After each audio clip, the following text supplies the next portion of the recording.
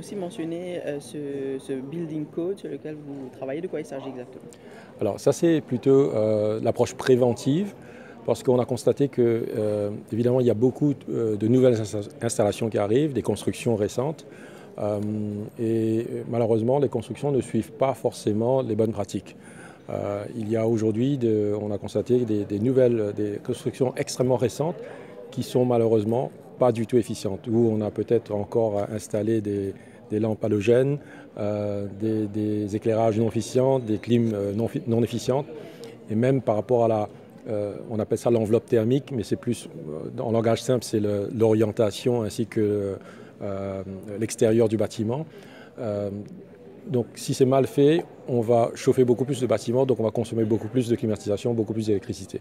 Donc ce building code va encadrer les constructions futures qui permettront de réaliser vraiment des économies sur le très long terme. Parce qu'en général, lorsqu'on construit, c'est pour du très long terme, justement c'est pour des dizaines d'années. Et donc il faut attaquer ce problème très tôt, dès la construction. Alors c'est déjà plus ou moins finalisé. Il y a une entité qu'on doit mettre en œuvre pour vérifier, appliquer le building code, mais le building code est déjà là. Voilà. En fait, il y a différents volets. Il y a tout ce qui est les réglementations au niveau, enfin, l'esthétique. Il y a aussi le côté efficience énergétique.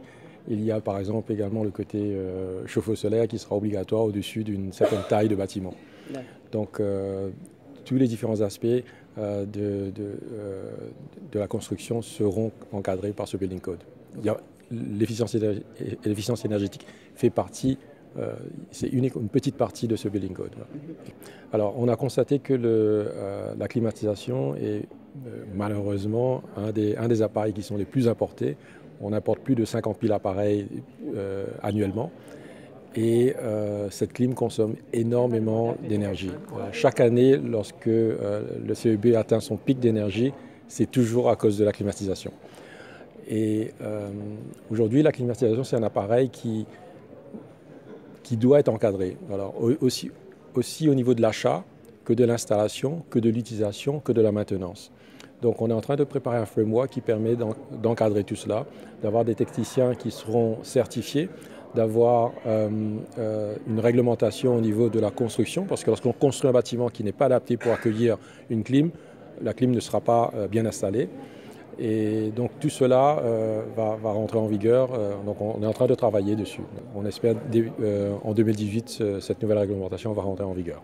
Cette compétition sur l'efficience énergétique a été organisée par l'IEMO. Justement, c'est une des approches qu'on a identifiées qui permet de je dirais, sensibiliser les jeunes sur l'efficacité énergétique. Donc, en plus des autres initiatives, c'est une initiative qui est plutôt basée sur le long terme parce qu'on sait que les changements d'habitude, ce n'est pas facile pour y arriver. Et donc, ça commence forcément par la nouvelle génération. Et donc, ces compétitions sont là pour justement travailler dans ce sens pour cette future génération.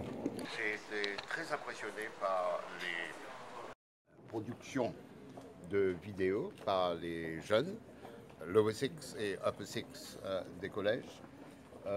J'ai pris note de la participation au débat. C'est une excellente initiative du IEMO.